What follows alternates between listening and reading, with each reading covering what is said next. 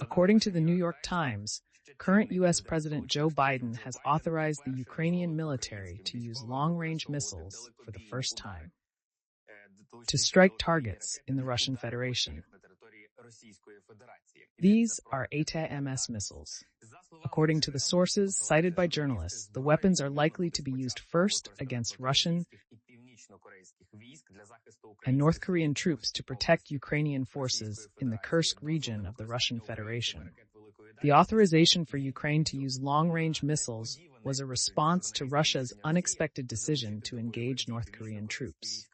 Journalists note that this was clear by summer, as Russia and the DPRK agreed to exchange technology or military personnel.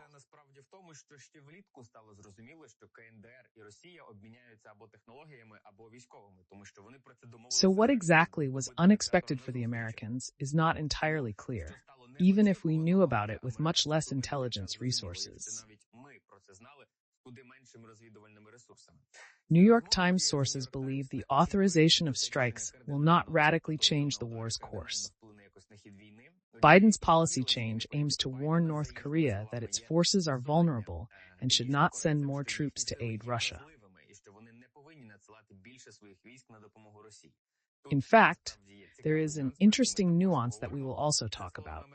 According to American officials, although the Ukrainians are likely to use missiles against Russian and North Korean troops in the Kursk region first, Biden may allow them to use these weapons elsewhere in the Russian Federation.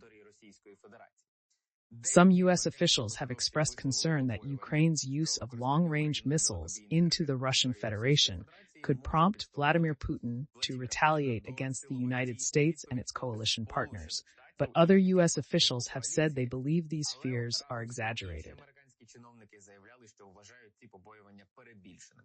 In the end, the only one who has officially spoken out against this grant so far is Donald Trump's son, Eric, who called everyone who decided to allow Ukraine to use American long-range missiles on the territory of the Russian Federation idiots.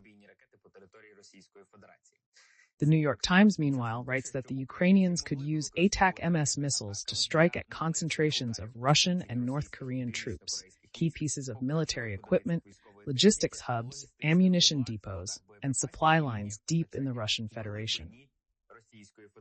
This could help Ukrainians weaken the effectiveness of the Russian-North Korean offensive. Biden decided the benefits include Ukraine achieving key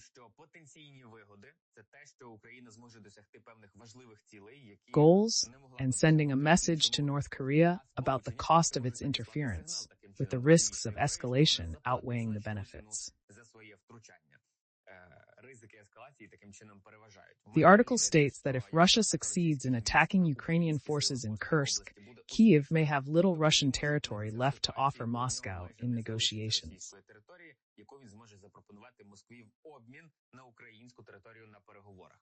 Therefore, the journalists note that although both British and French leaders expressed support for Zelensky's long-range strikes on Russian territory, they were the first to express no desire to allow their missiles to strike.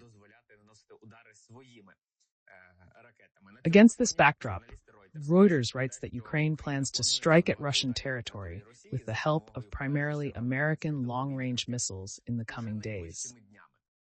They write about this with reference to three sources: that Ukraine plans to launch, quote, the first long-range strikes in the coming days.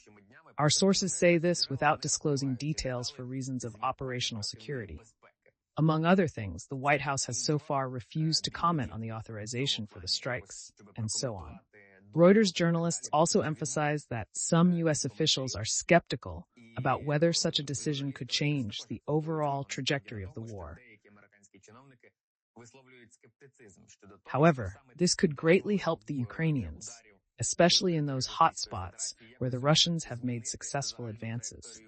Among other things, Le Figaro writes that France and Britain, following the United States, will allow Ukraine to use their long-range missiles, the French Scalp, Серед іншого, видання французьке Le Figaro пише про те, що Франція і Британія слідом за Сполученими Штатами дозволять Україні використовувати свої далекобійні ракети. And the British Storm Shadow for strikes on the territory of the Russian Federation. The publication states that the decision is already on the table and Ukrainians will learn about it soon, citing the U.S. permission to use ATACMS on Russian territory. Сполучених Штатів використовувати їхні далекобійні атакамси по території Російської Федерації. Our President Volodymyr Zelensky, commenting on media reports that the United States, Britain, and France had authorized the use of long-range missiles against Russia, said that the missiles would speak for themselves. The president says the plan to strengthen Ukraine is a victory plan, with long-range capability being a key point. He notes there's media talk about receiving permission for action, but strikes aren't announced. Missiles will speak for themselves. Ukraine already has missiles, but for details on long-range strikes, це обов'язково. Ну і крім того, як каже наш президент, в Україні вже є ракети, але стосовно далекобійних ударів... He suggests further listening. Точніше, нашої армії, про які говорить президент, я пропоную послухати більш детальніше. Today, many in the media are saying that we have received permission to take appropriate actions, but strikes are not delivered with words. Such things are not announced. The missiles will speak for themselves, for sure.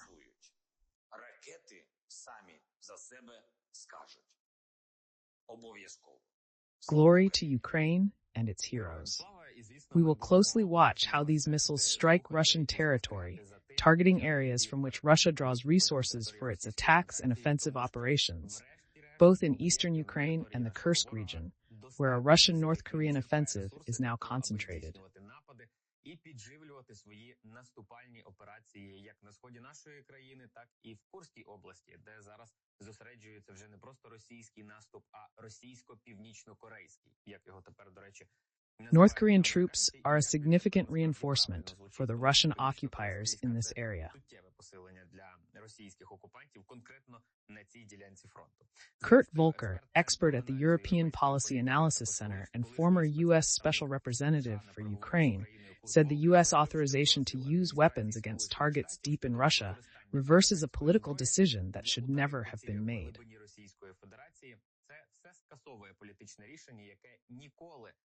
Kurt Volker explained that Ukraine is a victim of external aggression, and in accordance with Article 51 of the UN Charter, it has an inherent right to self-defense. He emphasized that while Russia attacks Ukraine from very long distances, the United States has prevented Ukraine from retaliating against the same activities. Volker says, Ukraine has the right to strike any military target, only has to avoid shelling civilians. That's the only requirement. There are no restrictions in international law on the range of use of weapons. By restricting the range of Ukraine's use of U.S. weapons, the United States has unjustifiably imposed unilateral restrictions on Ukraine's self-defense that go beyond any requirements of international law. This unnecessary restriction on Ukraine's self-defense should have been lifted. According to him, the decision on the range of weapons used was completely arbitrary and was made out of fear of provoking Russia, not for any moral or legal reasons. Putin knew he was attacking Ukraine and had to be prepared for military consequences. He is convinced that a change in bad U.S. policy is good news, but it should not be made public, as it gives Russia advance information about potential Ukrainian strikes.